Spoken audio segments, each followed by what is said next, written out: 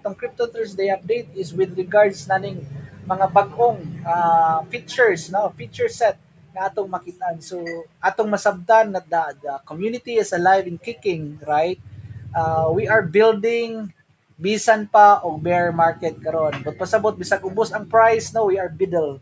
Sige lagi hapon ang kami po nga who are into reaching out to community or community building, right? Kini akong gibuhat. This is part of me doing my part, no, as a community member diha sa Pulse Chain.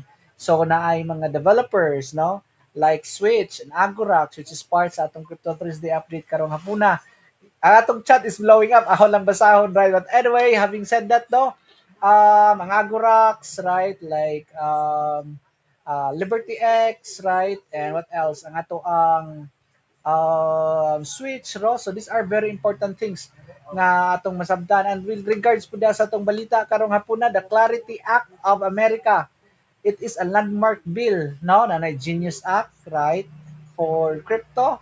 And ang Clarity Act is basically the banks o ang DeFi or sa ang crypto, no, nga pwede na sila mag-merge in one not merge but to create a parallel economy in which pwede ta maglusot-lusot, no, meaning pwede na ang mga banks, no, mo-offer of cryptos, mga crypto services, right? And importante na ang itong masabtan, usa po'y angay na itong masabtanan kung in favor ba, right? So it's very important. And locally diri sa Pilipinas ang atong kadena, no, first nga gipilot nila is ang LGU of Manila, the city of Manila, the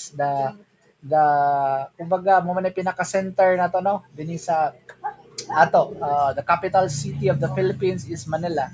So sila ang first nga gano. So what's that?